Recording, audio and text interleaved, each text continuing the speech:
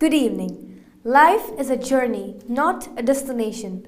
Welcome to BMC News Live presented by Al Hilal Hospitals and Medical Centers English News. Myself, Shina Sultana, joining you with the daily news updates. Today's headlines. Bahrain enters COVID-19 green alert level today. New visa rules plan for citizens' relatives. Dilmun era showcased in Dubai Expo 2020.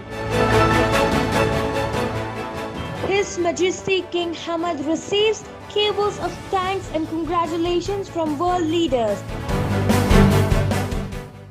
Staff capacity at workplaces returned to full, Kuwait announced. Today's news in detail. Bahrain enters the green zone of the COVID-19 alert level traffic light system today with an easing of most of the existing coronavirus restrictions. The decision follows a drop in hospital admissions as announced by the Health Ministry last Thursday. The Cabinet has approved a memorandum on a draft decision regulating entry visas and residence permits for relatives and foreign spouses of Bahrainis. It was announced as His Royal Highness Prince Salman bin Hamad Al Khalifa, the Crown Prince and Prime Minister, chaired the weekly meeting at Gudaibiya Palace. An exhibition that showcases civilizational culture in Bahrain from the 5,000-year-old Dilmun era up to the present day is being held at the Bahrain Pavilion at Expo 2020 Dubai. The third and final exhibition is being held under the theme Narrating Histories. Al Hilal Hospitals and Medical Centers COVID update. COVID updates brought to you by Al Hilal Hospital and Medical Centers.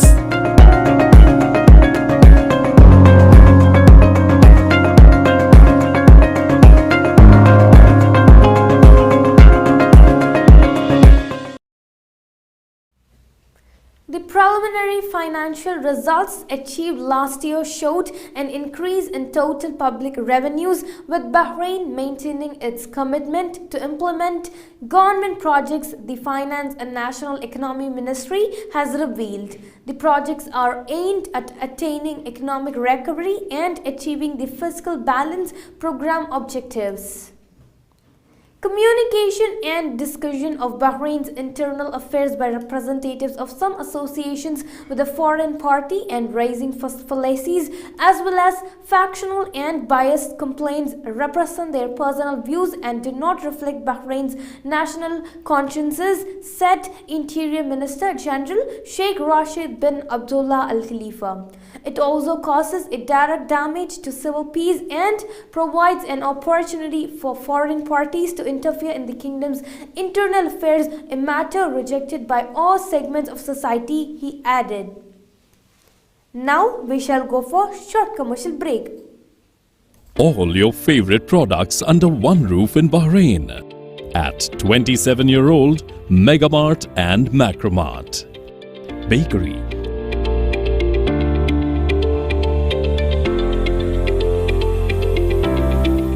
fresh meat and fish,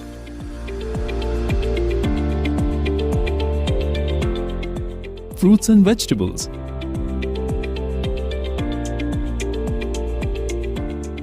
sweets and snacks, ready-to-eat foods, dairy products, grocery or consumer goods. To have a wonderful shopping experience, please visit your nearest Megamart Macromart branch. Megamart and Macromart, full of goodness.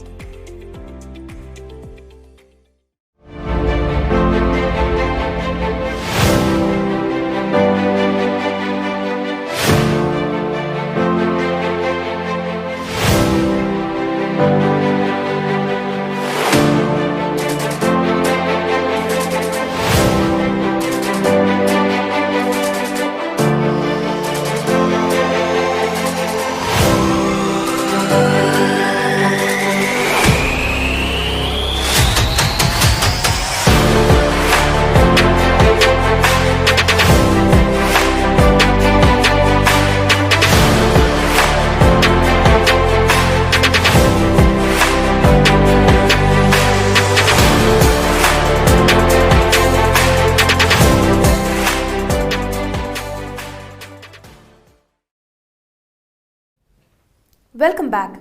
His Majesty King Hamad yesterday ratified and issued Law of 2022 endorsing the Multilateral Convention to implement tax treaty related measures to prevent base erosion and profit shifting MLI, which was adopted on November 24, 2016 in Paris, was ratified by Bahrain on November 27, 2022. His Majesty King Hamad received a cables of thanks from India's President Ram Nath Kovind in reply to his congratulations on India's Republic Day. The King sent a cable of congratulations to President Alexander Vučić of Serbia on his country's statehood day. His Majesty King Hamad received cables of congratulations from Kuwaiti Amir Sheikh Nawaf Al Ahmed Al Zaber Al Sabah on the 21st anniversary of the National Action Charter (NAC). Sheikh Nawaf praised Bahrain's achievements and wished His Majesty abundant health and happiness. Foreign Ministry Under Secretary for Political Affairs Dr. Sheikh Abdullah bin Ahmed Al Khalifa met remotely United Nations Assistant Secretary General, Regional Bureau for Arab States Director and UN Development Program Assistant Director Khalid Bowser. Dr. Sheikh Abdullah expressed Bahrain's pride in close partnership with the UN and the signing of the Framework for Strategic Cooperation and Sustainable Development between the two sides, with the aim of contributing to the realization of Bahrain's Economic Vision 2030 and the Sustainable Development Goals. A committee has been set up to provide housing services to some families of convicts and those benefiting from the Alternative Penalties Program. Housing Minister Bassem Al-Hamir announced the formation of the panel following directives issued by His Majesty King Hamad. Eligible citizens will receive their direct government subsidies today, Labour and Social Development Minister Jamil Humaydan has announced.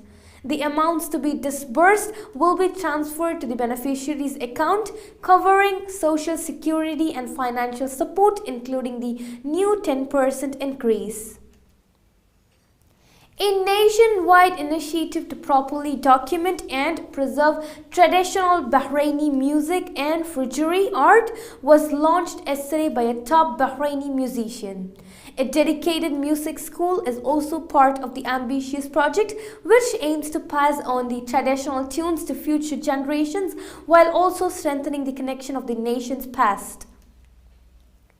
Registrations will be open for the 2023 Crown Prince International Scholarship Program CPISP from March 1st to 17th, it has been announced.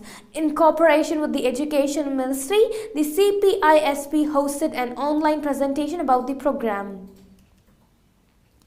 A report on a non-conventional water resources and their role in combating water scarcity in the GCC was launched at a regional water conference. The UNESCO report, which was presented at the 14th Gulf Water Conference in Riyadh on Sunday, dealt with desalination, treated wastewater and oil-produced water, as well as their roles in meeting the region's escalating water demands. A comprehensive roadmap to boost all sectors, enhance democracy and achieve citizens' aspirations for more growth and prosperity is being drawn up collectively by legislators, government officials and community leaders. This comes as representatives from Parliament, the Shura Council, the Constitutional Court, the Public Prosecution, Parliament and Shura Council Affairs Ministry, the Supreme Council for Women and the National Audit Office met for a major parliamentary forum yesterday. Saudi Arabia monitored about 503 violations related to non-compliance of facilities under its supervision with the precautionary and preventive measures to prevent the spread of the novel coronavirus pandemic. The concerned authorities visited 12,236 facilities throughout the kingdom, which resulted in monitoring violations related to the precautionary measures to prevent the spread of COVID-19. The violations included not measuring the temperature of employees and customers upon entering the facility, not using a mask, not securing disinfectants and sterilizers in the places designated for them, and not requesting Tawakkalna app before entering the facility. The violations also included to not applying precautionary measures. Saudi Arabia will launch the trial phase of the Unified Public Bus Transport Project for the city of Mecca. Mecca buses on the track linking the Haramain Express train station in the Rusaifa district and the Jabal Omar station near the countrysides of the Grand Mosque.